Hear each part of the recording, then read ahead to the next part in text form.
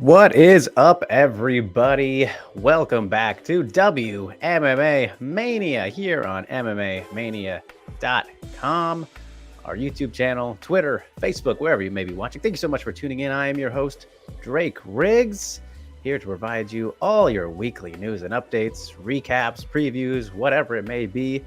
This week, we have nothing to preview, but we do have stuff to recap from 1X. The big 10-year anniversary show from One Championship. Ufc Columbus went down, got some news, the usual. But like I said, nothing to preview this week as we get a break week from the busy MMA schedule, which is always a rarity. So you guys, don't forget, get those questions in throughout the show. Maybe we'll see if the lineup can get us to that hour mark. But if not, feel free to ask about whatever your heart desires, whether it is related to the women specifically or the men, just anything in general with MMA. Open forum, Q&A.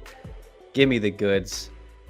I am happy to entertain you in that regard if possible. So, but if you want to do that again, don't do it on Twitter because, as I say almost every week now, for some reason, the Twitter comments do not link up with the rest on YouTube and Facebook here on StreamYard, the platform that we stream through. So if you want to do that, head over to YouTube or Facebook, preferably YouTube, I think, since it's the easiest spot to do so. So how is everybody doing on this Monday, March 28th? Another month almost down since I last saw you guys. I am now the BTL champion over at MMA Fighting. Once again, the belt is in my grasp. Thank you so much to all you guys who went over and tuned in for that because it was very short notice. As Mike hit me up the day before, or the night before, it was very late, and I was like, yeah, sure, let's do it, let's go. You guys pulled through for me, showed up in full support. That was really awesome to see, always very cool. Appreciate it greatly. So that was a good time, and can't wait to defend the title, see how long we can keep this run going for, you guys. We're going to take it all the way, as Scott says right off the top here earlier. What's up, Drake? What a week you had. I saw at least 2 tweets of yours on the broadcast, and you knocked off the killer Jed Mishu at BTL, as I mentioned, cooking with the grease. Yeah, I know they're taking note of my tweets finally. How about that? As they put up the one ahead of the Grasso fight and the Fiorot fight. So that's always fun to see. Get spotted out, even though I did the wrong hashtag on that first one. Ufc Columbus, I think is what I said. Makoto is here. Good to see you. James says, congrats on the big win against Jed. There we go. You know it. Couldn't have done it without you guys in full support. Rain says, T Magnum in the clutch for Drake. Indeed. Ghost appreciates you. Juicy Drake won the belt on BTL. Yes, indeed. I know. Honestly, before the next show, whether that is this week or the week after, I want to go on with like a belt. I need to find one of those WWE replica ones or something, or a UFC one out in the store. I don't know. Toys R Us isn't a thing anymore, right? They're gone. So I don't know where I would go to get that. It would be great to make a custom BTL belt, but it'd probably be, I don't know how expensive that would be. So we'll see. Scott asks, more impressive, Will Smith's speed on the slap or Chris Rock's chin? Oh, that's a good question. I mean, I was pretty impressed with Chris Rock taking it like a champ. So I might say that. I know that Will Smith has done some type of, decent trainings, whatever you want to say. At least he's played Muhammad Ali, right? And he's worked with John Kavanaugh. So there's that. Alvin is here. Hello, Mr. Riggs. Such a phenomenal week of fights. I congratulate all of the combatants. Win or lose, everyone is appreciated. Love to hear it, my man. Azru says, good to see that big win. Hashtag Team Magnum for sure. Citro says, the Magnum boys are in town. Surprising that the women that show up in the chat came through. I know everybody was there, especially, like I said, on short notice. So it was really cool. That was very cool indeed. Jin says the new faces are awesome. Indeed. Is Ghost going to moan about any fights today? I guess we'll find out. So let's get into it. Starting things off with 1X, the atomweight showcase. 0 of their 125-pound strawweight fights were on that card. So that was a little bit of a bummer, but the ones we did get were pretty good, I would say. In particular, the main event, which saw Angela Lee return and defeat Stamp Fairtex via second round submission, rear naked choke at 4 minutes and 50 seconds.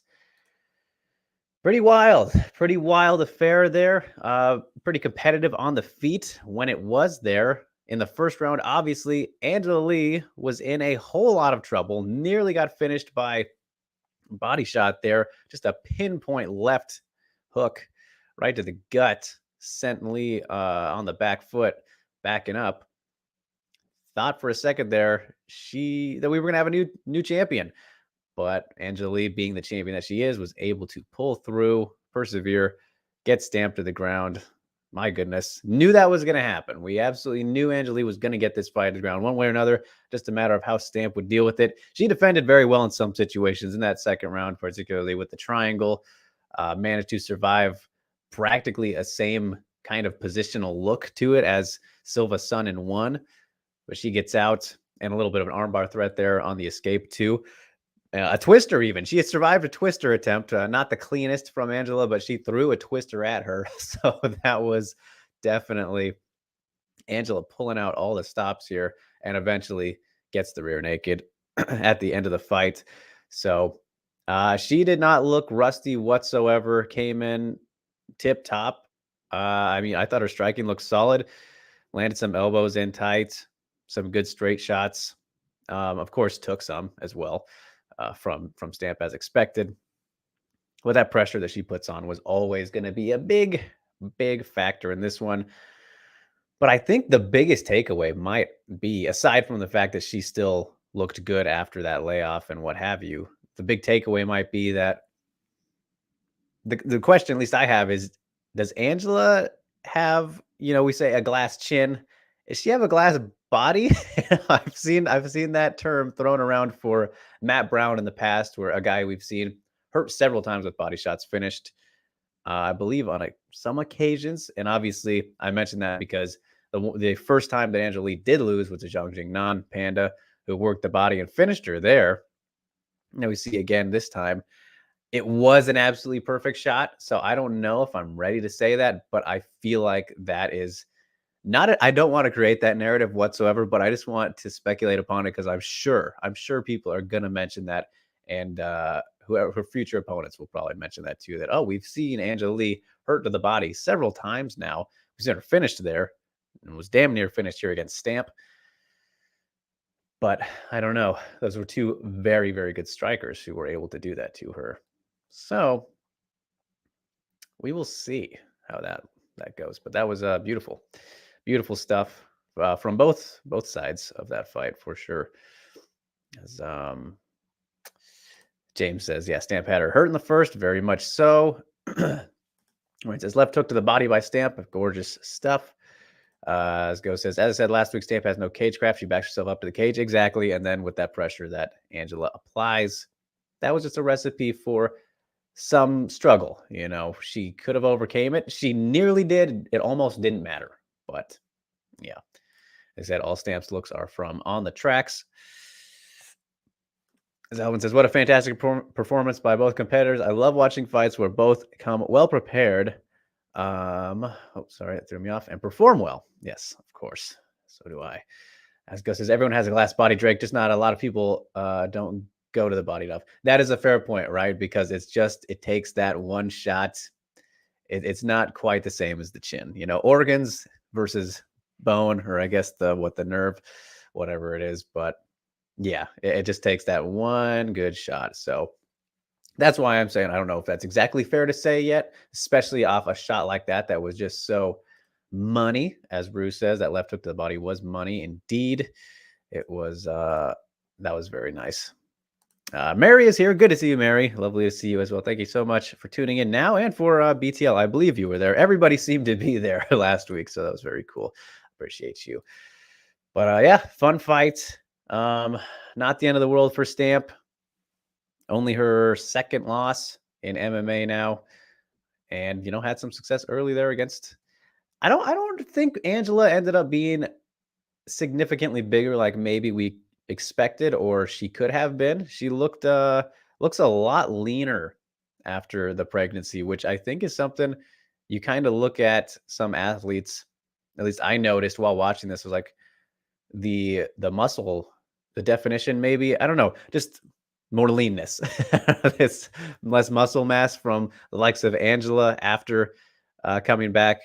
Mackenzie Dern, kind of the same thing, more sleek, svelte, you could say. Becky Lynch in the WWE. I know we're not going to talk wrestling here, but if you look at her comparison pre and post pregnancy, in great shape, these mothers after the pregnancy. So doesn't appear to be hurting them, obviously. So, and Mary says, yes, I was there. I voted for you. Appreciate it. Thank you, Mary. Hopefully you're there for the first title defense as well. Either this week or next week. As Jimmy says, I agree with Ghost. I have been hit to the body in training and it's painful. Yeah, nobody likes a body shot. As James asks, what did everyone think of Angela's striking? I thought it looked better. I did. I mean, she wasn't like a horrible striker before the layoff, but I think she looked sharper. She looked pretty solid in there. And all right, Mary, good to hear. As Rain says, what do you think of Angela's cage cutting? Well, again, I feel like she didn't really utilize it too much or need to because of the fact that Stamp just kind of backs up and, gave her positions against the cage in this one. I don't recall her doing anything too crafty or kind of sophisticated in that realm. But, yeah, I mean, she's been fine in the past, obviously. In certain situations, of course, you look at the Jignon fight, both fights, I guess you could say. But as Ghost also says, Angela has no cage cutting, and it wasn't necessary at all anyway. So, yeah, but good fight, good fun fight in the main event. The crowd was very amped up. So, yeah, good stuff there. Good stuff there. It's the only title fight of the weekend for the women, of course. So as we move on from that one to really the rematch now, and it kind of, the more I thought about it, was like, it's just so preposterous to me to think about, this fight being as low on the card as it was and kind of not promoted really at all for just for the Sohyam side of things and looking at her career and how you go from these high profile spots wherever you were before to not that. And yes, I know it was a big card, 20 fights or whatever with a bunch of names and all that, but this was also a rematch that we have been waiting for, so, or at least wanting to get over with, and that we have done, as Sohyam gets it done once again against Denise Ambwanga via unanimous decision. No controversy in this one. I mean, how much was there the first time? There shouldn't have been any controversy at all. Close fight the first time. Still think that Ham got it done. But now I guess we can just stop talking about that. It doesn't matter because she wins this one. Came out ultra aggressively, rather unexpected. I mean, they were both very aggressive out the gate in this one, and it led to a head clash in about 5 seconds, maybe 7, 8. And if you watched Ham's post-fight interview, which Mr. Nick Atkin had over at SCMP, you can watch all of them there. The post-fight media chats in the back. Ham said that actually it wasn't so much the head clash that hurt her in that moment, which it kind of looked like, but she said that the cornrow, the hair, the braid of Denise, when they moved, like scraped across her eye. So it was kind of more of a vicious thing. And you could see her eye looked like it had more redness around it rather than not, I guess, because the head clash was like kind of more temple area, but there was obviously the redness around the eye, and she was kind of not poking at it, but kind of trying to get something out of there. So that was just so fitting of a start for this fight, of course, to be some kind of silly rule drama, but thankfully it continued on. I thought that Denise actually held her own pretty well in the striking in this fight. I thought it was pretty competitive, not too in favor of the other, at least in that first round, which is primarily or more striking than the other two rounds, where Ham hit some wonderful trips to get the action to the ground in the second and third round from the body lock, and pretty much controlled from there. Did some ground and pound in half guard a lot, and just Denise had no answer for it. So it was kind of Ham throwing out the old veteran card. Look at me, I have a lot of experience. I can do everything well, which shouldn't be a surprise to anyone. We know that she can do practically anything in there, and that she does to get a clean sweep in this one. Was on her back in the first round, but didn't matter in the other two. So a good performance from her. Chatri said it wasn't that great, which, surprise, surprise, one championship just doesn't want to give Ham the credit that she deserves, I guess. But hey, thankfully, at least they're admitting that she'll get the title shot, because that makes sense. That makes all the sense in the world, and that fight will be wild. Ham versus Angela Lee. That is what I'm talking about. That is what it's all about. And going back to Angela, Go says she just clinches when she has her opponent near the cage. She mainly follows in a straight line. It works for her. Yep, there you go. Like I said, that pressure, she just gets up in your grill. Sharon is here. Good to see you. She says, I love how well composed you were, Drake, during the BTL. Oh, thank you so much, Sharon. Yeah, that one was much less confrontational than my last couple times against Jed. And I didn't really want to go in there that way, so I was gonna see if he would engage that way, which he didn't either. He was kind of out of it, so I guess it worked in my favor. Not that I would have lost anyway, but yeah, I thought I did all right too. So that can always be kind of a stressful game, but I enjoy it indeed. And now we got the belt, so we'll be back, like I said, either this week or next week, depending on how Mike works out the schedule. Esther, Lou, another new face. Good to see you. Thanks so much for tuning in. She says, hello. Are you the same Drake Riggs that wrote Wei Li Zhang? Remember the name? That is I. Yes, indeed. I did write that piece. One of my favorites that I got to put together. Assuming you saw it and read it. So if so, appreciate you checking it out. But yes, that was me. The one and only. There aren't too many Drake Riggses out there. Just one imposter on Twitter who has the handle without the underscore, because mine has the underscore on the end there. And I asked him for it one time back in the day, and he wanted $50 for it. So shame on that guy. And I tried to bargain with him, drop it to 20 or 10. Still wasn't having it. Ridiculous. So I got the hashtag. Did I say hashtag? The underscore on the end of my handle. But that was a tangent. Didn't need to go off tracks like that. As James says, are we taking this to the board since one seems to hate him? Hey, yeah, you never know. Apparently that has been dissolved though, thankfully. Rain says, love Ham's aggression and a cheeky nodder headbutt. Jack Slack. Don't understand the reference, but all right. As Elvin says, another fantastic fight, such heart and will between these two women. I wish both of them the best future in MMA endeavors. Yeah, I think Denise will only get better from this for sure. Jamie says, was it smart for Denise to strike like that? I mean, like I said, I don't think she was losing in those exchanges. They were pretty even. She landed some good elbows on the clinch kind of breaks there. At least one I remember that was really nice. But it really didn't matter, as Ham ended up taking her down. So I guess it might have ended up being better, unless she was more aggressive offensively with her grappling to get Ham down, because she was able to do that in the first round. As Go says, love foot sweeps. Yes, very nice stuff there from the greatest fighter Korea has ever known.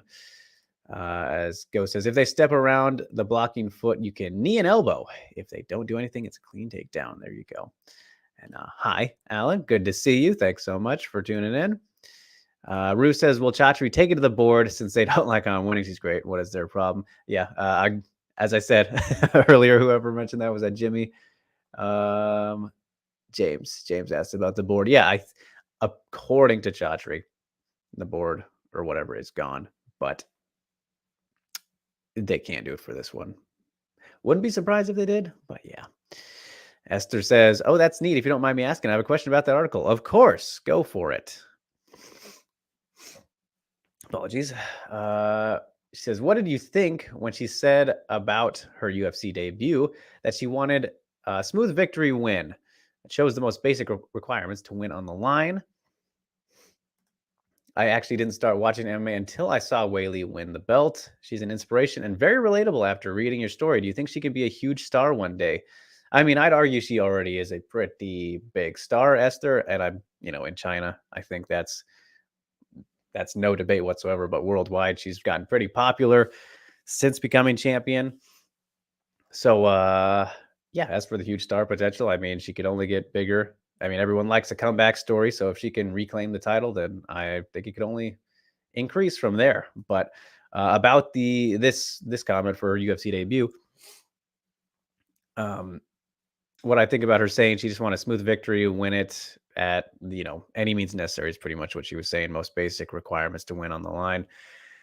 Yeah, I mean, makes sense. A lot of pressure goes into a UFC debut, especially when you've only fought in one area kind of your whole career, even though Weili fought so many times before going to the UFC. It's still such a big and different environmental change.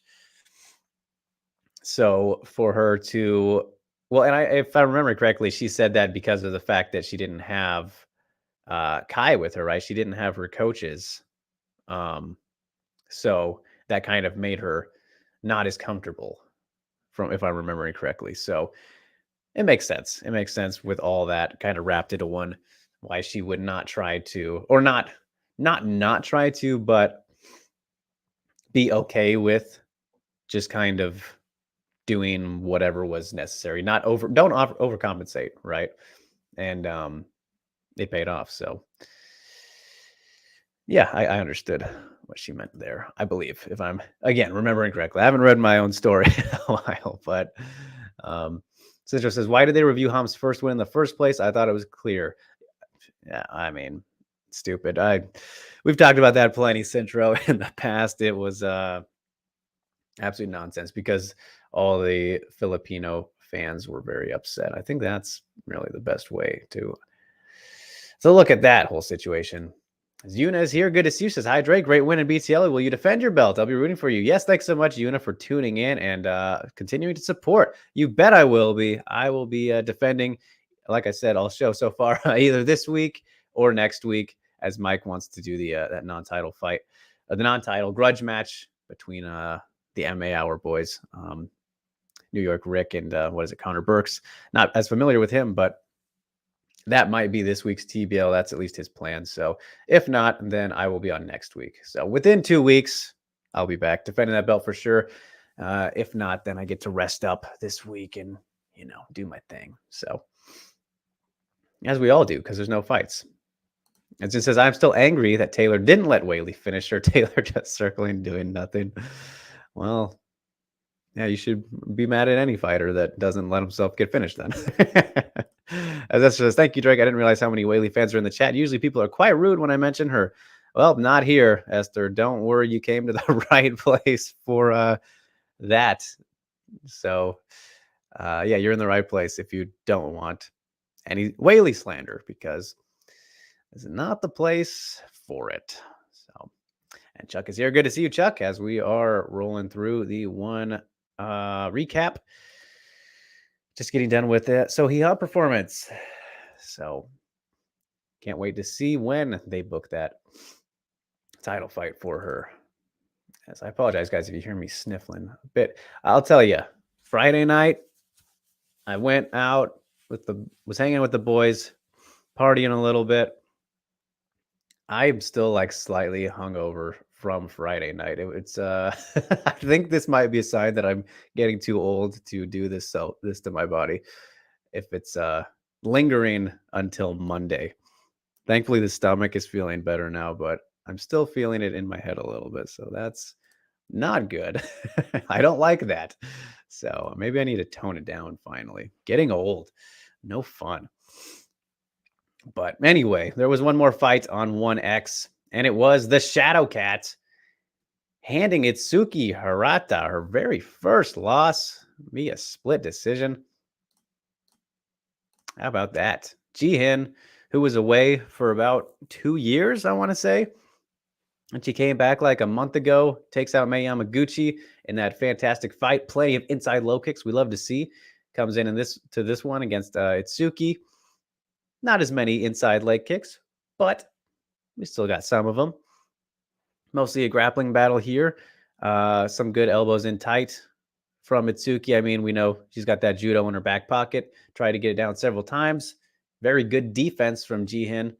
And very good offense as well, as she ended up getting the better of Itsuki. This was very much a grappling match for the most part.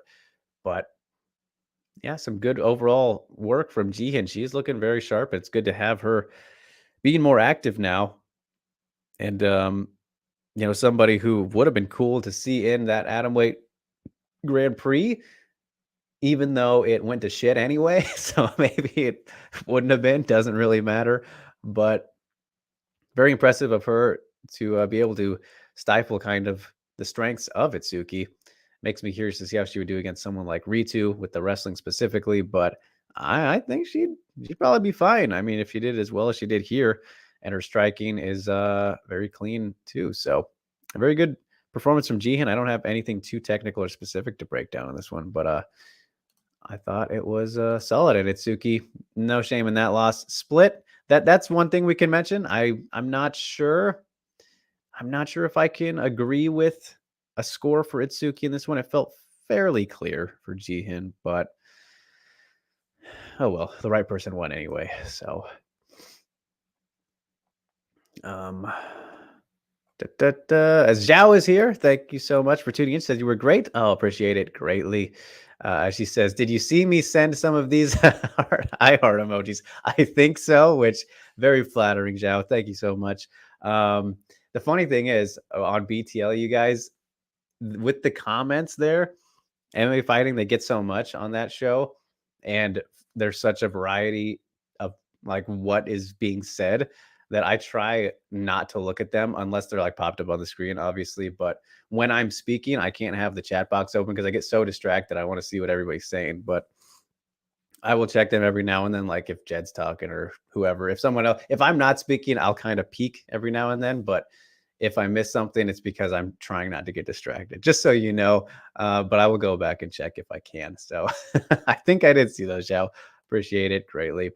As Chuck mentioning, Hom's performance has good performance. She utilized underhooks in this fight after letting Zhang Walker control the clinch too much in the first fight. Absolutely.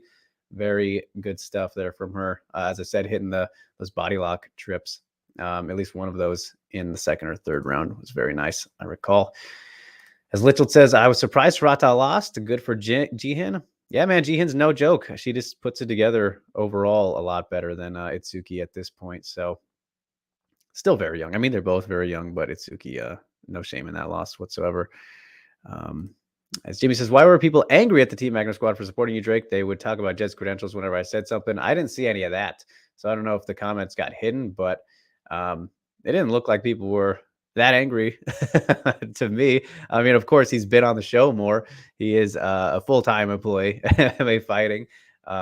His record's like 23 and like 13 or something. He's been on like every episode. So yeah, I don't know. And they're more familiar with him. If that happened, Jimmy, that's why. So Ghost says inside low kick to right hand was nice, and some nice overhook throws by Hirata. I don't like the head and arm from Itsuki, but that's another conversation. That did happen. A very common throw. We know that one. James says Ghost must be losing his mind when someone uses the inside low kick. As Chuck says, Itsuki Sips committing seppuku after Saturday. Yeah, probably.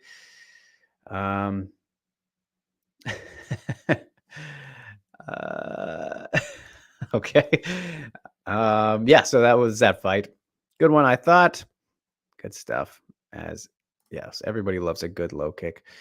So that was 1X, the big kibosh, as Michael Chavella would say.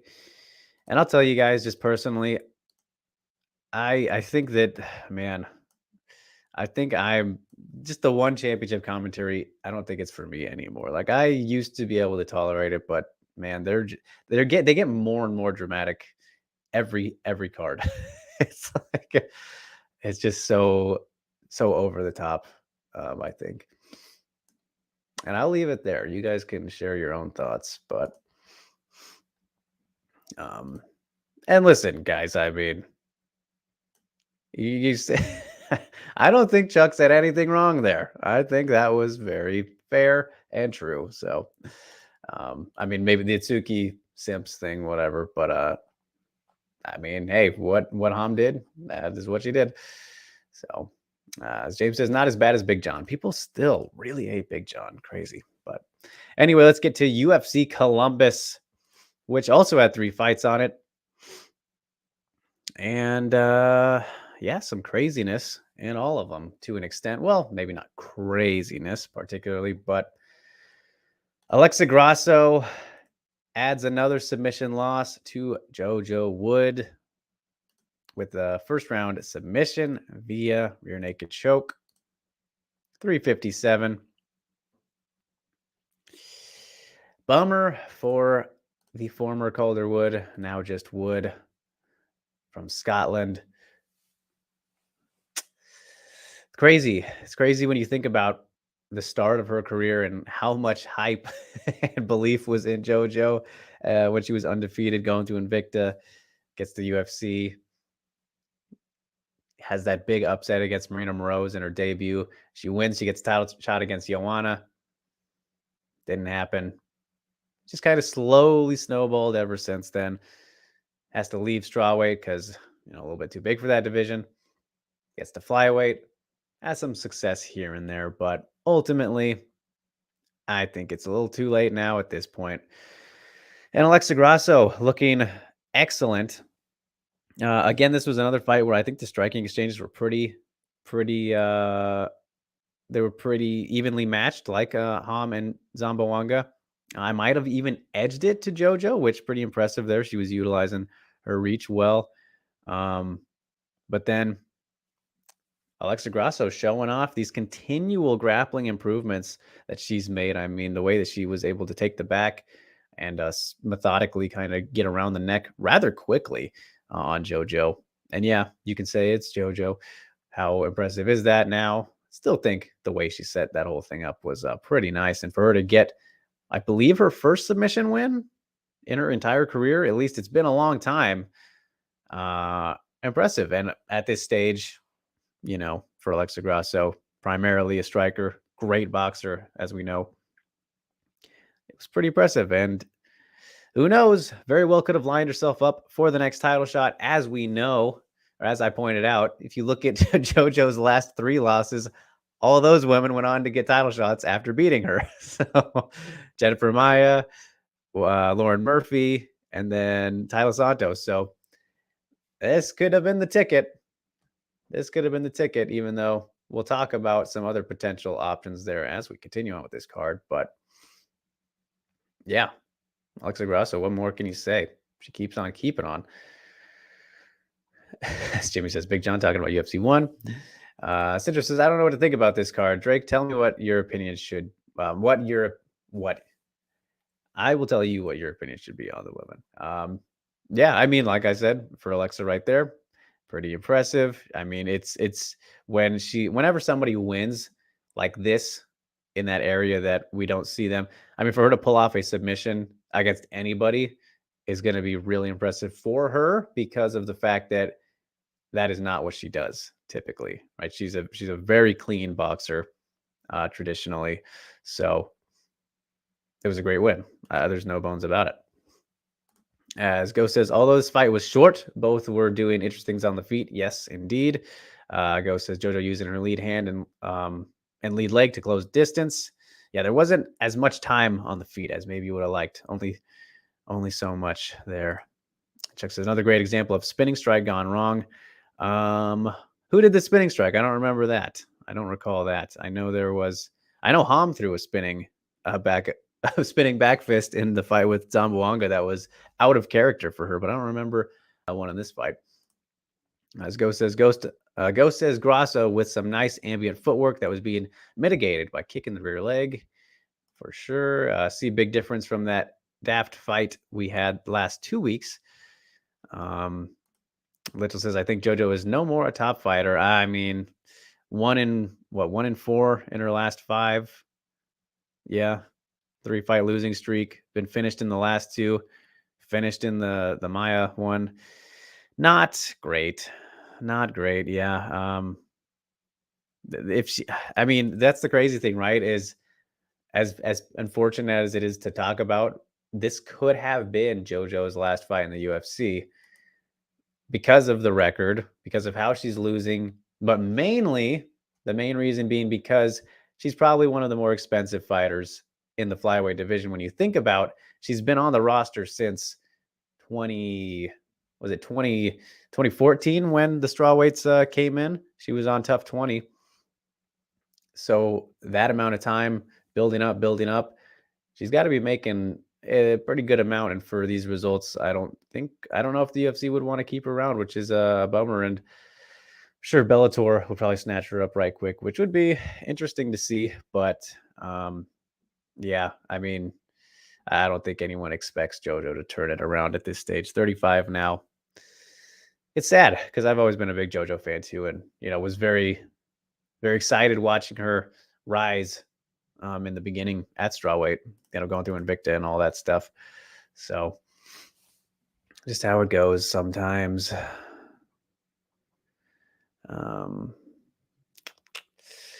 Kimball is here, says, I love Drake Riggs. Congrats on the big win on VTL. I must have spammed that a bunch of times. It was great. Great to see, Kimball. Appreciate you. I love you as well. Thank you so much. Thank you so much. Hopefully, you could see you on the next one as well. You guys got to defend that belt. So, Scott says, Manon Fiorot fought brilliantly, showed some great defensive grappling, continued passing the test, rocket up the ranks. You're getting ahead of yourself, Scott. Don't worry. We'll get to her. As Ghost says, not hard to read your opponent, see what they are doing, then build off range strikes. There you have it. So a good win from Miss Grasso. Lobo Jim keeps on keeping on after Karina Rodriguez defended her belt at that last Invicta show. So they're all doing the damn thing as we move on to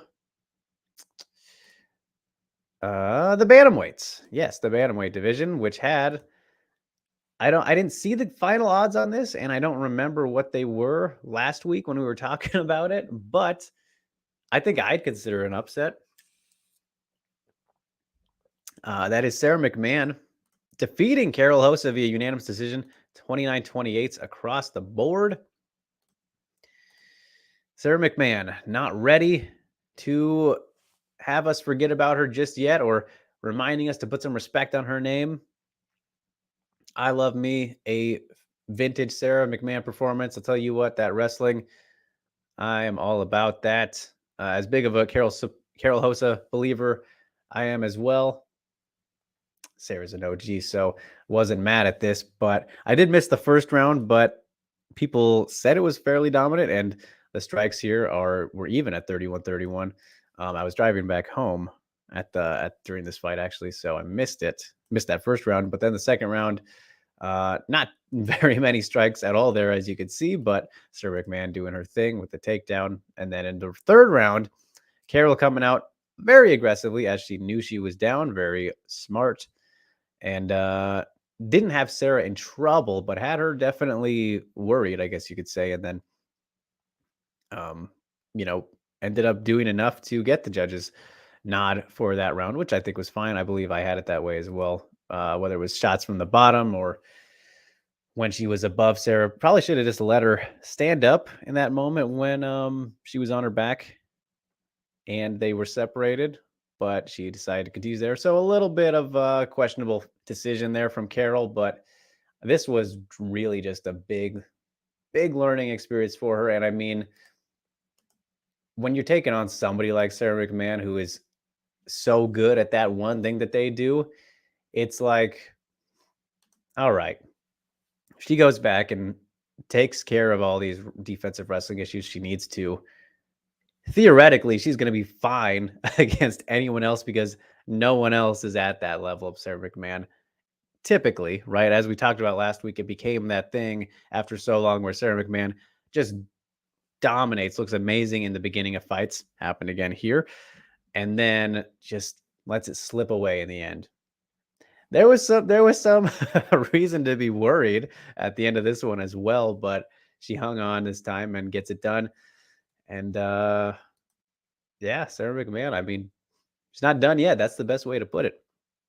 Whereas Carol Osa, a big learning lesson here for her. I mean, getting taken down by Sarah McMahon and held there is not something to be too upset about because it happens to a lot of people. It's just a matter of how you adjust, and she adjusted well enough late to win the round at least, but not win the fight, which is kind of where you can really pick apart that whole side of things. So all good, Scott. No worries, my man. As Go says, I liked what Sarah did. She would throw a jab upstairs, then throw a right straight to the body. Then she would change between the level change to single leg and the right straight to the body. See, that's building off things, even if it's just alternating two weapons. You know, I mean, Sarah, been around the block, putting it together. Grappling was vanilla, no cool setups or slick passing, but hey, can't have it all. Indeed. As Chuck says, vintage McMahon wrestling on display still needs work on a ground and pound, though. Yeah, it's weird how that has kind of always been a thing that we've seen some great moments from her, ground and pounding, but she's never been a super vicious ground and pounder, you could say. So, yeah. As Kimball says, when will Whaley fight again? I am excited for her next fight, as am I. Don't know, Kimball. It's kind of all up in the air. Haven't really heard anything about that. The closest that we've heard is just from Joanna's side of things, at least from what I've seen. The most we've heard out of anything regarding Whaley's return would be what she said. August is when. Joanna says August is when Whaley wants to return, apparently. But that's all I've at least seen about her potentially coming back, but hopefully a little bit sooner would be cool because I mean, it's about to be April at the end of this week. So April, May, June. I think June would be nice. Maybe that'd be more ideal for her, but hopefully before the end of summer, Kimball. I think that would make sense. That would definitely make sense when you look at her last fight was November. So yeah. And you guys are just ridiculous. wanting this ripping of fights. Rain asking. I mean, I guess as long as it's not in a disrespectful manner. I understand you find it entertaining, but come on now. As James says, more excited to watch Whaley fight than the strawweight title fight. Well, hey. Can't knock you there. So, yeah, Carol Hossa, though, she'll be back. I wouldn't be surprised if she wants to turn around quickly. She's got kind of that mentality, I think. And I mean, she's had a lot of fight cancellations as is. So, would be cool to see her come back as quickly as she feels comfortable. And then Sarah McMahon, we'll see what's next for her. Got a good amount of options, I suppose. But, all right, there you have it, you guys. Ghost not ripping anything. Sorry. Sorry for you. But as we move on to the last fight to speak of, and this order is backwards, I am now looking at, but that's okay. I think I usually do it that way. Manon Fiorot gets the job done against Jennifer Maia. 30-27s across the board for the unanimous decision. Biggest win of her career, biggest step up. Not a flawless performance, but it was pretty darn close. I thought this was very, very good stuff from Manon. As you can see there, almost practically doubled her in strikes. 101 to 56 landed. This was just a very good, clean performance from Manon. You got a little bit of everything out of her. I mean, we got a sick-ass judo throw on Jennifer Maia, which I don't want to say that Jennifer is in that same boat as JoJo now. Obviously, kind of two of the similar situations where Grasso on the come up in this division. Same thing with Manon, but they both have like a lot of experience in their own kind of ways. And I don't think Alexa's 30 yet, but what Manon is, I think 31 or whatever. But we know how talented she is and the stuff that she's been doing. So outside of like what that head kick in the second round, I think it was that Manon kind of ran into, was pretty well off here. Wherever the fight went, she was in control. And so love to see it. I enjoyed it. It looked good. And now the question there is, what with Valentina and Tyler Santos coming up in that fight is in, I want to say June, right? Then you do Grasso and Fiorot in the meantime. Maybe even do it on the same card. Why not? Yeah, I guess that works. I forgot that Andrea Lee was fighting Araujo, but since that is the case, I guess I wouldn't be mad at Fiorot versus Grasso, even though it takes one of them out. That's just kind of how the sport has to work, right? To see who's the best. It's like a mini tournament. So I liked it. I think Manon looked very good out there. I thought she looked very nervous to start the fight, like as she was walking out, but didn't seem like it in there. Obviously, goes without saying. As Go says, besides the side kick from the inside angle from open stance and the check hook from the outside angle, I like some of the looks she gave. I'm assuming you're speaking of this one, right? As Chuck says, Manon fight safer as the opponents go up in quality. Well, I mean, that kind of makes sense, doesn't it? I think that kind of makes some sense. As the opponents get more dangerous, then you don't want to kind of present yourself in that same fashion. Not that, I don't know, not that I would say she did so.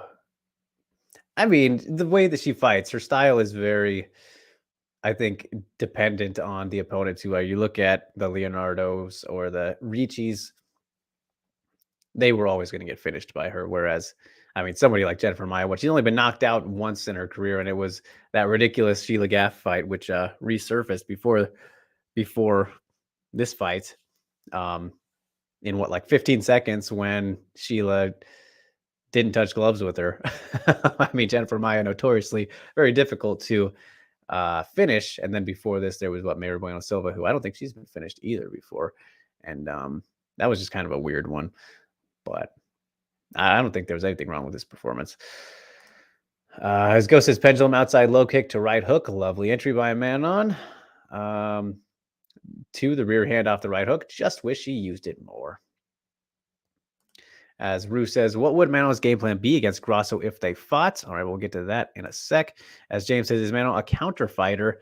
I wouldn't necessarily say so. I mean, I think she counters fairly well, but she leads the dance most of the time. And I mean, if you just, I hate to do this, I hate to say this, but when you look at just the numbers alone, I guess maybe it could apply when they threw almost the same amount. But for the counter strikers, the primary counter strikers don't generally get numbers that big of a difference. I don't think. Like if we were to go back and look at Holly Holm's numbers, for example, I don't think they would look too similar to this in certain fights, depending, of course. But, when you have that high of volume and leading the dance kind of the way that she was, I wouldn't categorize her as that. So, as Rue asked, what would Manon's game plan be against Grasso if they fought? I think it would be, that's a good question, actually, because I was going to say similar to JoJo, or what JoJo should have done as best she could. I mean, she did try, but to make Grasso uncomfortable in there, get in tight, because again, when Grasso is able to move freely and kind of flow at her own pace, that's when she's most dangerous. And I think Manon, I could say the same thing about her, but I think we've just historically seen that Grasso is at her best when she's able to not be kind of put into a spot that she can't move about and utilize her great boxing that she does. Even though she kind of proved us wrong a little bit in this one against JoJo with her grappling, and we saw even against Macy Barber and whatnot, she's just getting better and better there. But if you can just keep her kind of contained with her movement and her punches primarily, which we know that Manon is a pretty damn big flyweight, and it was able to throw people around when needed. Again, those judo throws that we saw in this one, at least the one, she could hit some of those on Grasso, former strawweight. So yeah, I feel like it would be similar to what we thought JoJo would have or should have done, to the best of her abilities, but hard to say. It's a very interesting matchup, Brew. So the more I think about it, the more I'm like, all right, okay, sure.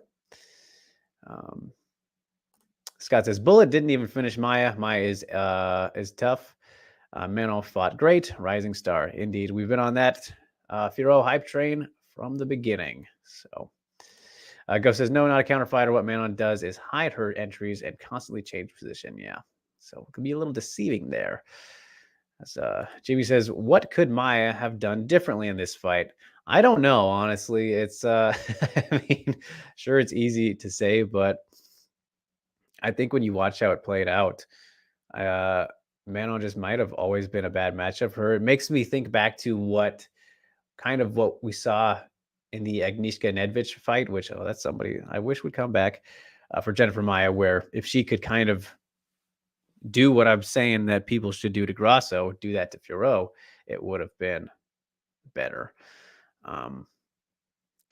So I don't know. As Ghost says here, cut the cage, kick the post leg when she kicks, and lateral movement. That side kick is mitigated by lateral movement. But Maya doesn't do any of those things that I mentioned. So, well, there you go, I guess. As Chuck says, need to see Manon against a top fighter, not coming in on a short notice to truly assess. Fair. Yeah, who knows how different it would have been with a full game plan, but or full time, for each other. I don't think, as much as I love Jennifer Maia, I don't know. I don't think it would have been too much different, surely a little bit, but yeah, that's a fair point. We'll see how the next fight looks. But Jessica I got lucky for now. I'll leave it at that. So that was UFC Columbus, everybody. Pretty all right card. Not UFC London or anything, but thought it was fine. Can't all be the best. So with that in mind, we are making actually just fine time here. So let's get to the news, and we will wrap up on that note, as there's a good bit of news here. So, kicking things off, we have some Deep Jewels 37 news, and I believe that there are more fights that have been announced than I have here on the lineup, but we're going to talk about these two specifically, which the first one is the atomweight title fight. Siri Oshima, who's defending against Morisuta at Deep Jewels 37 on May 8th. How about that? The 17-year-old wonder child, probably not even out of high school yet, getting a title shot against one of the best atomweights in the world. Yes, Siri Oshima just got upset against Hime a couple weeks ago. But now she's going to defend her belt because I guess you kind of have to. What are we doing, Deep Jewels? Why isn't Hime getting the title shot when she just won? I know I think some might have been Chuck or Charlie. I don't remember who it was, but they said, yeah, Hime, don't know if she can make that, but it's what, 2-3 pounds? Let her try. She just beat Oshima. She deserves a title shot. As much as I'm all aboard the Morisuta train as well. I mean, that just feels rude. It feels like Hime is getting robbed of her title shot after just beating Oshima. So that's interesting. And then for Morisuta, who's 17, my goodness, talk about rocket straps potentially, or strapping the rocket to somebody. mean, hell of a prospect. Very, very good. Just had that win over Hikaru Aono, as I think we talked about recently. And all the Deep Jewels fights now, 36, they're all on YouTube, so you guys can check those out. I implore you to check them out. Very good stuff on that card, as always. But yeah, Morisuta finishing Hikaru Aono with that armbar in the first round. Very impressive. Has the win over Takabayashi as well. I think stylistically, this fight should be pretty fun. I mean, goodness, if Suda can beat Oshima, then that is terrible for Oshima, but super duper impressive for Suda. Yeah, I don't know. I don't know about that, but interesting that this one's happening. I like it, but I mean, I like it stylistically, like I said, and it's very perplexing from the age difference and all that, but it's interesting. It is interesting. As Chuck says, Suda called for a title shot, has actually fought at atomweight. Hime hasn't fought below 49. But I still, man, I feel like you gotta let her try. Gotta let her try.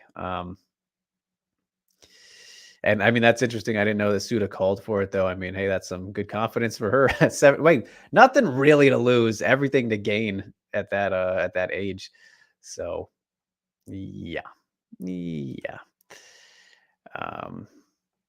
As Jersey is here, what is up, sir? Good to see you. Says, why is it so hard to get Weili a fight? Didn't she say she wants the UFC to book her as soon as possible? Well, it's one of those things. I think we talked about it a week or two ago. I'm not sure when, but Weili is a I don't want to say high risk, low reward opponent for a lot of the strawweights, but high risk for sure. Maybe even high risk, high reward, but I don't know. I feel like a lot of fighters might look at her as not as helpful of a win because of the 2 losses. I don't know, but she's still good enough to obviously beat them. A very interesting dynamic or spot that she's put in. So not sure. As Rain just wants fight at this point. Totally fair. Cintra says, I will not be watching UFC 274 by legal means, but I will pay for any Weili pay-per-view or watch Fight Night on ESP Plus. As Chuck says, super aggressive grappler who always hunts for the submission should be fun. That or turns into a track kickboxing fight. Not a chance that happens in this one. Not a chance. We know that Serio Shiba, I mean, the way that she ran into those punches from Hime at the beginning of the fight was not good. That was not good at all. But we know that she will go for the takedowns and get the fight to the ground by any means necessary, really. As Drew says, who would I consider a low risk, high reward fighter? That's a good question. Let's think about that. Low risk, high reward. Let's think about strawweight specifically, since it's going off the heels of the Weili comment. Low risk, high reward. That's strawweight's a tough division to actually do that for. I guess if you want to look at, here's a good example, I suppose. It's easy to say in hindsight, but I guess Nina Nunes was kind of that for Dern coming back, even though, on paper, I think there were reasons to believe that Nina could have and should have won that fight. Not that was necessarily a pick to make. I might have ended up doing that just because getting in my own head, but there's some out there. There's some high reward. I mean, it was for her. Maybe a little more situational. Yes, that's a good one, Jersey. PVZ. I think that's there you go. And yeah, Rain. It says Nina Nunes. Yeah. Which I'm curious to see how she looks in her next one as well. Not that Nina has ever always been that or that way or what have you, but yeah. So PVZ though, that's a great one. I mean, look at the Hebus win for the PVZ. The Hebus's win over PVZ was exactly that. Yeah, perfect. I think that's well said. as we move on to a rematch, also the vacant title. I don't know if it's the first title at featherweight for Deep Jewels, but Yoko Higashi and King Reina Mira are going to be fighting once again for some reason at Deep Jewels 37 as well for the featherweight title. Honestly, I don't know if this needed a rematch, unless I'm forgetting exactly how their first fight went, and I don't think Yoko has fought since then, but they just want to give King Reina a title, maybe. But that one's happening, so I don't have too much to add to it because, again, I don't. It's whatever. I'm going to be completely honest, but yeah, that's Deep Jewels 37. So this card is stacking up good, though, at least in terms of name quality, as I would imagine the flyweight tournament will continue on there. So yeah, but don't really care for it too much, if I'm going to be totally honest. James says, do most of the strawweights think that Joanna is low risk, high reward, even though that's not true?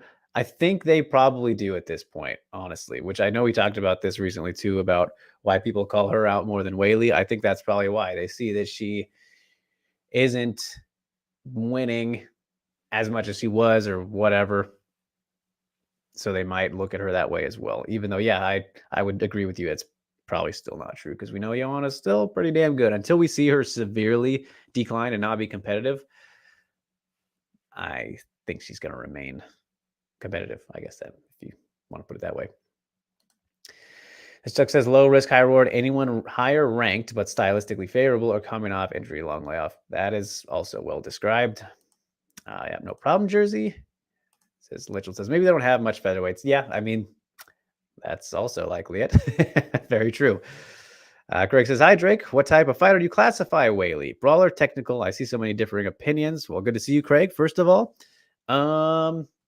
Yeah, I have never really agreed with the brawler assessment. I mean, sure, she's had some sequences of like being wild, but that happens.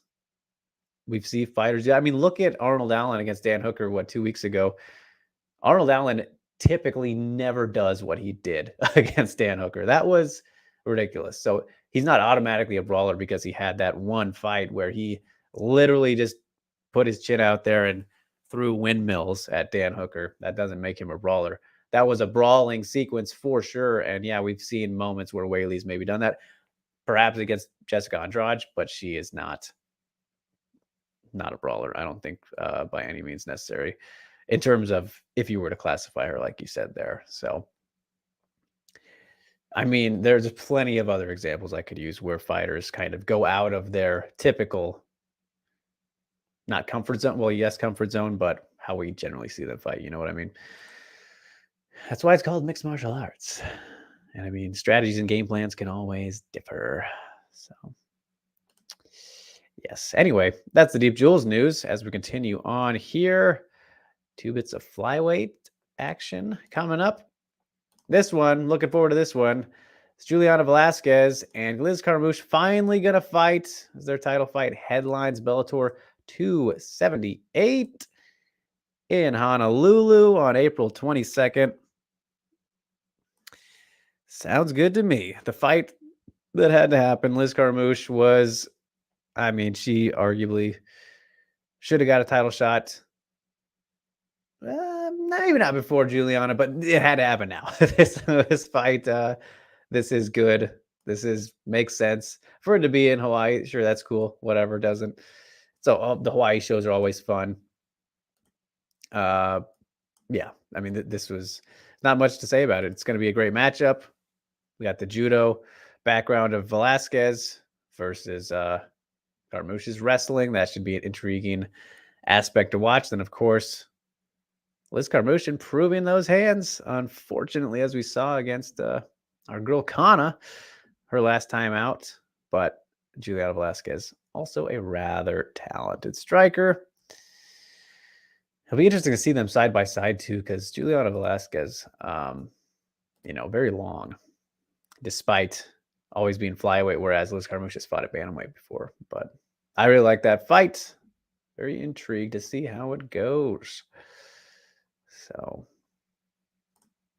yeah.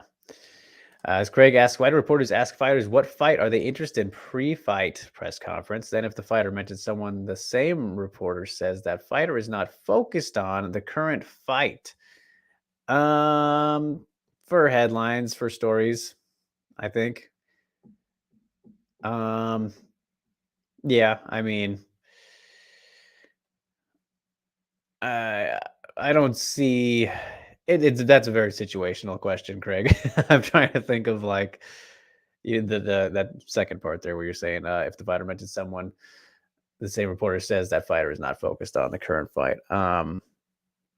Depends. It's a very situational question, I think. Where for let's say like a guy like Colby who's beefing with everybody, you ask him about whomever, it doesn't typically get said about him not being focused because he generally will talk about whoever, whenever. So, yeah, I don't know. That's a very situational one. I think that's the best way to put it. Steve says Pancana, of course. Yeah, bring on the alliance. James says Drake and Ghost. What do you both consider as a bad striker? No need to cite examples. Well, I mean, honestly, I know I just was saying kind of the thing about brawling out there like that from Arnold Allen, but if you fight like that all the time, that's not good striking. Like if you throw windmill punches only, that's not good striking. Um, Not setting things up, being careless. There's a lot of examples, I think, of what not to do. Um, Only punching with your arms, which again kind of goes back to what Arnold Allen was doing, just all those technical things that you might not put into it. Uh, but there are definitely plenty of examples. As Craig says, seems like a contradictory practice. They did it to Izzy, Colby, and Cejudo. Yeah, it's yeah. I mean, again, it's also situational, and depending on whatever's happening in the MMA world at the time. Like you look at those questions get asked about, let's say you ask a fighter about John Jones who has just completely no relation to John Jones whatsoever. Like let's say Chris Dawkins last week. Um, it's just for the story. It's just to get their thoughts, and people like to hear it more often than not. People check out those stories. So, but to say that like they're not focused, I don't think that's fair. And I honestly don't see that too much anymore. Like again, that's usually if people are really beefing with each other in the same division or whatever. Like not Colby, but yeah, I think actually now that you mentioned Izzy, I think that's a good example of I can recall that happening a little bit. Cejudo, maybe not so much. I don't know. As Go says, fighters that show the opponent what they are doing straight up, then do it. There's that. Crafty strikers are ones who use smoke and mirrors. They have read what the opponent is doing and exploit the openings within the defense. There you go. As we continue on with the other bit of flyweight news, and I mentioned Jessica Ai. Well, she has another opponent. Says Jessica Ai is taking on Casey O'Neill at UFC 276 on July 2nd. Speculated to be the Singapore card, but nothing is official yet. And good fight for Casey O'Neill. I guess that's where we can leave that off. No, I mean, if you guys have been following me, and if you've been following Casey O'Neill, I think by now you should very much be believing in this woman. She is legit. She has proven herself to be the real deal. And this is going to throw her right up there as well with a win if she pulls it off. But I like her chances. So Jessica Ai, again, was supposed to face Manon Fiorot instead of Jennifer Maia. I don't know what, 3 weeks ago or so. But yeah. As Litchell says, Casey by decision. All right. He doesn't see the finish coming. And Jumbo's here. Good to see you. Says, hi, Drake. You were great on BTL. Such great points and well spoken. Thank you so much, Jumbo. That means a lot. I did see you in the chat as well. It was awesome. Hopefully, we'll see you in there next time, either this Thursday or next Thursday. Not sure when we'll be defending that title, but next Thursday at the latest, that's for sure. And then hopefully the one after and the one after as we continue a long, lengthy, healthy title reign, you guys, as the champ. Let's do it. And Karen is here. Good to see you as well. Karen says, hello, what fighter is the best ratio of name value compared to ability? A fighter who is constantly called out because they are an easy fight, but high name value. Is Casey O'Neill one of them? All right, so that's kind of the high risk, high reward, or low reward. Let me read this again. Sorry.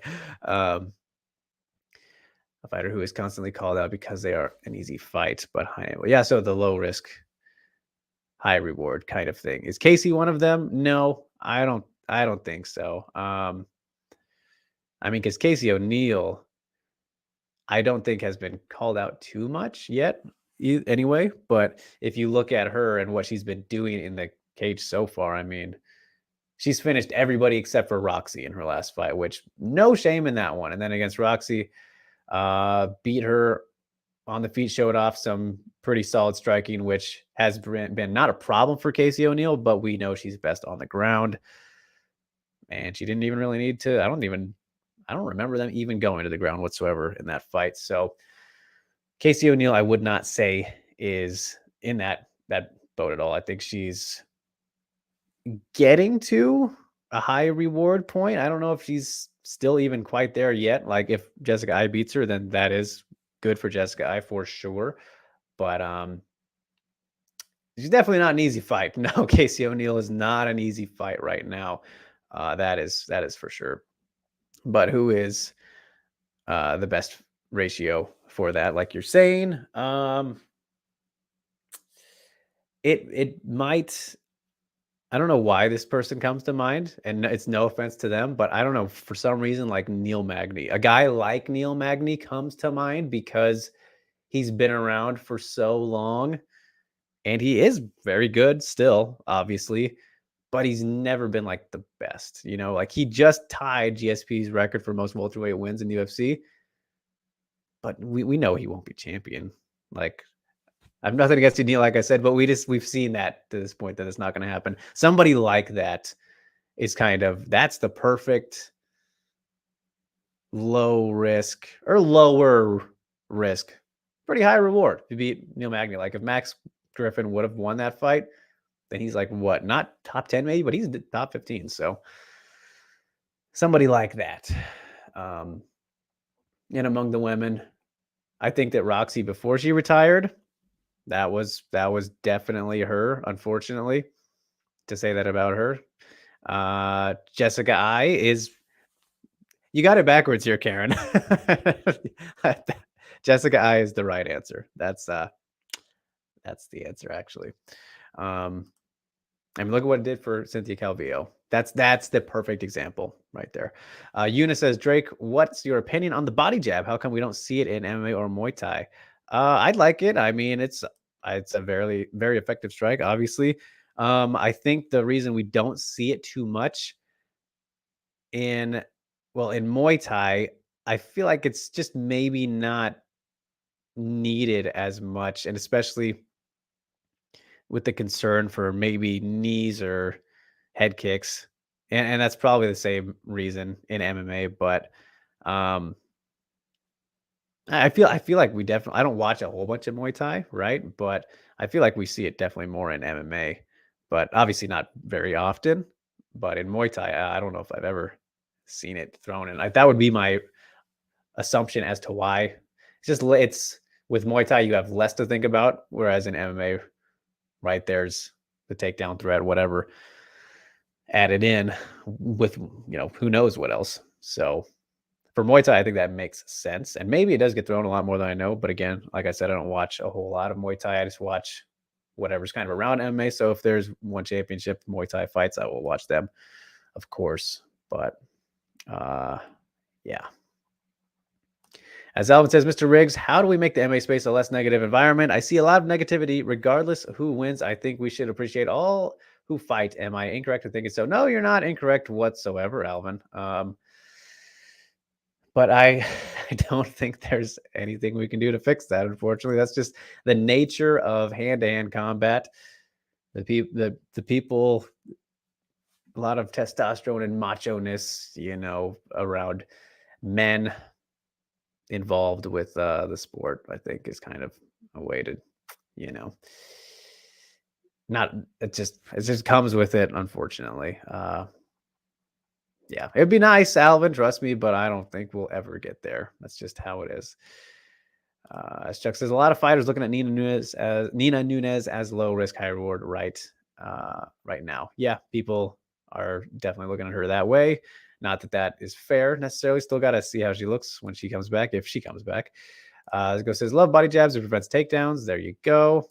In Muay Thai, it punches in general don't score much, and you could eat a step in knee. Kind of, yeah, my exact thought. Sanchai punishes the body jab every time someone body jabs him. Yeah, I mean, it just lowers yourself into that range you do not want to be in. And yes, you're welcome, Yuna, sorry. As he says, body jabs do more of it in MMA. There you go. Not many people are good at intercepting knees in MMA. Yeah. So there it is.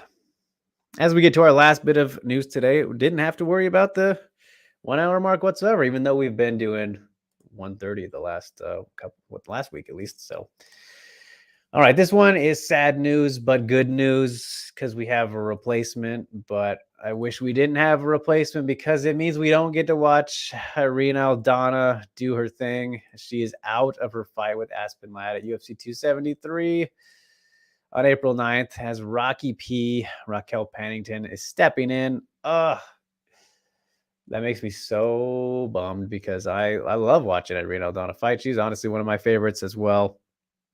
I believe this is just pure speculation. I haven't asked or anything. I could and probably should because I was trying to speak with her before this fight.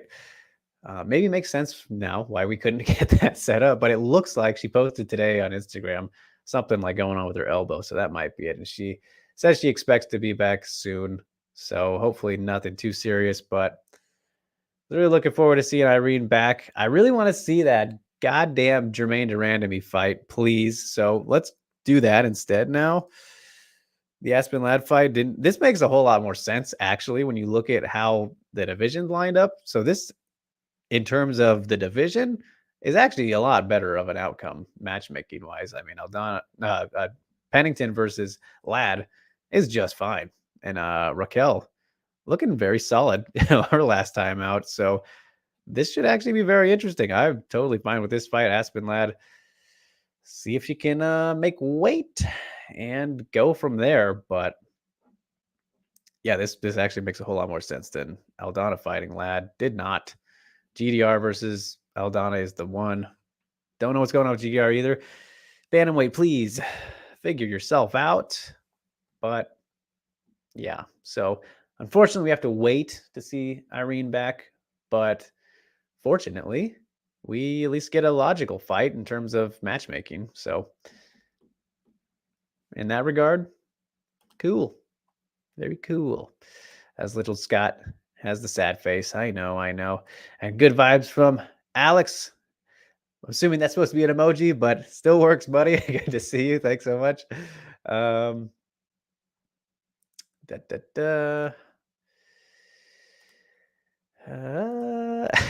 You know what?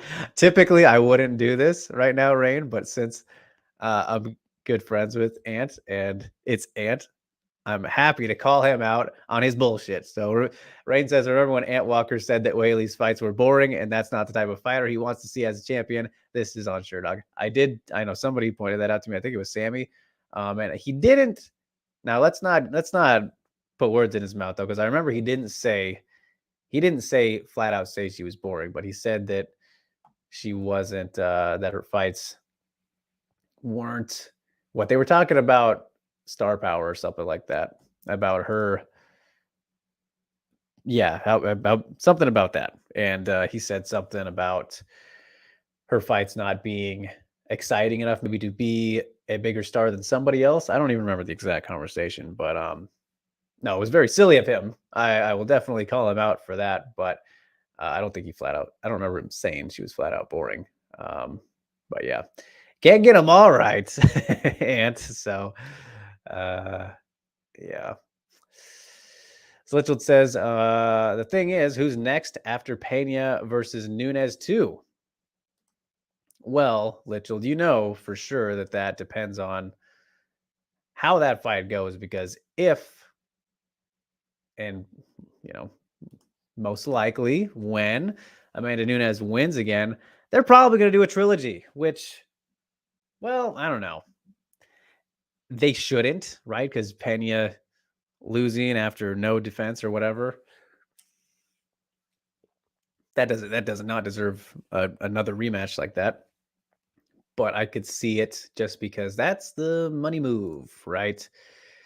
That shouldn't happen. But who would be after for whoever wins?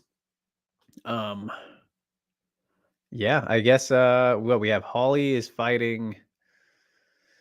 Who did just with Ketlin Vieira? So it right now, since that fight is booked, the winner of that fight should get it. And I know that feels crazy to say about Holly, but she will have earned it if she beats Ketlin Vieira. So as of right now, since that fight is actually made and Aldana and GDR are out for whatever reasons, that's the one. So that the winner of that fight should get a title shot, I think.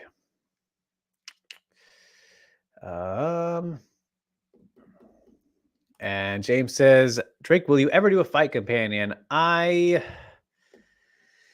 the thing about fight companions for me is I don't. Well, first of all, I like to just enjoy kind of the fights, just chilling out, like not having to do anything like this. No offense to you guys or anything like that whatsoever, but it's just I like to make it not feel worky in any sense, which not that this does, but it technically is work for me, right? But also the primary thing about that is my internet just cannot handle doing both at the same time. Because as you guys know, it's not even that great for this. Thankfully, it seemed to have held up pretty good today in terms of quality, but to stream and to stream and then watch a stream at the same time is just not going to work for me, for either the stream part that I'm watching being slow and shitty, or this being slow and shitty. Or yeah, I mean, the closest that I can do is like the intermission shows for Ryzen, which I'm not even sure if I'll continue to do those. They're fun, I like them, but again, I really like to kind of, if I can, relax during my fight nights for the most part. But who knows? We'll see if things change. If I can eventually get this internet upgraded, which has just been a pain for far too long. Cintro says, is it wrong of me and the people of the chat to be more hyped for Whaley's fights, next fight, than the actual strawweight title fight? In general, I think yes. But if you're a fan of somebody, then no, I don't think so. Like, I am still, a super hardcore fan of Dominic Cruz. I was going to say multiple fighters, but I wouldn't go to that extent anymore. I do have fighters that I am definitely more of a fan of than others and more fond of, all that kind of thing. But yeah, I think about the times when, no matter who he's fighting, I'm most excited for that person. And I mean, you guys know me, even Giuliana and Rodriguez, I was more excited for that fight than Jorge and Masvidal, which I guess that's not crazy to say, but like Kanako and John DeRoba, was more excited for that one than surely some title fights. I mean, it happens to me a lot. Don't worry. I don't think it's wrong if you're a big fan of somebody, but if you're not, then yeah, it's wrong. That shouldn't be the case. You should be most excited for whatever the best fight is. And I mean, I think the strawweight title fight is a good one. I do, but yeah, like I'm always going to want to see my favorite fighters more than anybody else. That's just kind of how it works. So yeah, Dominic Cruz gets precedent over everybody. Whoever his next fight is, I'm going to want to see that more than anybody else. Same with Kanako. Same with Yan Jiaonan. there's certain ones out there. I mean, Sekizawa and Akamasaki rematch. Oh boy, don't get me started. Jim says, "Do I miss ghost ripping on people? Depends on who and if they deserve it." There we go. As Alex says, "How about Norma Dumont at featherweight if she wins against Macy?" I just don't like that. I mean, I'm glad Norma's managing to stay busy like this, but it just feels so pointless and weird. How she goes from Lad to Macy, who just lost, is quite frankly fucking dumb. Like that blows my mind. But the whole thing with her right now is just fight, I guess, because they're giving her featherweight fights. So, and she's more comfortable there. But again, we know that division is a lost cause. So, yeah, you know how it is, man. Sester says, Drake, what's your opinion on Whaley's training videos? Do they get you pumped to work out?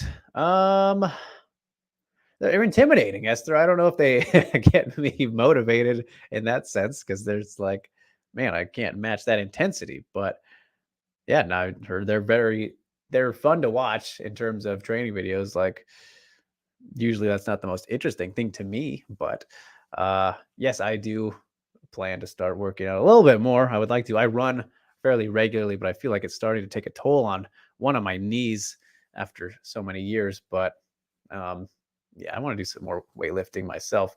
And sure, we'll credit it to Whaley. Why not? And Alex says, have you already mentioned how you kicked Jed Mishu's ass in BTL? Plenty of time, Alex. 60-40 vote. We got to get that up higher next time. Honestly, I have nothing against Jed, you guys. I do like the man, as silly and goofy as he can be. But I want to fight somebody new. I want a new challenger. I've only gone up against Jed. So, guys, please, for my first title defense, which I think will be against him for some reason, he doesn't deserve it. I 60-40'd him, right? Let's get that higher. Let's get to like 75 at least.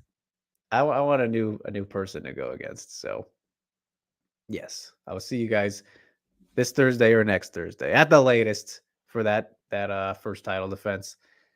Let's change it up a bit. As Rue says, how come we haven't seen anyone kick Cruz's legs like Cejudo did? What was different about it compared to the rest of his performances? Good question. I mean, that's just such an attribute to Henry, I think, in being able to his style that he presents, that karate stance that he kind of adapted, and the way that he moves, and he cut off Dominic very well with those. I think, there's not many people at bantamweight for sure that have that kind of style that Henry had as a striker. So I think it was a lot harder for them to do that. And along with the speed, Dominic, it's so easy to say or to not realize how deceivingly quick that he is, as great as we know his footwork is, which is tricky in its own right to follow the patterns and understand what he's doing.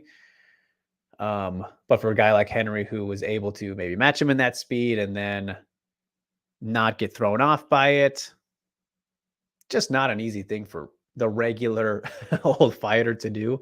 We saw TJ try a little bit, but he wasn't able to replicate it, obviously. Or, not replicate it because he did it first, but didn't matter in his case. So, yeah.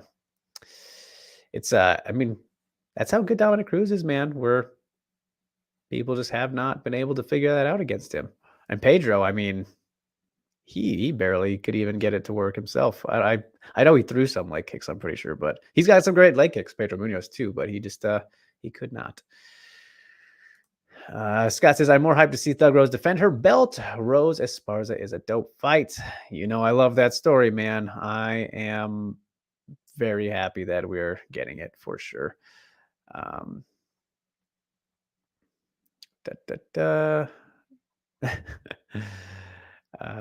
says, well, if Drake saw my breakdown on my IG page, he would know about the cage cutting. Yes. One of your accounts follows me, Ghost, or we follow each other, but I did not see that.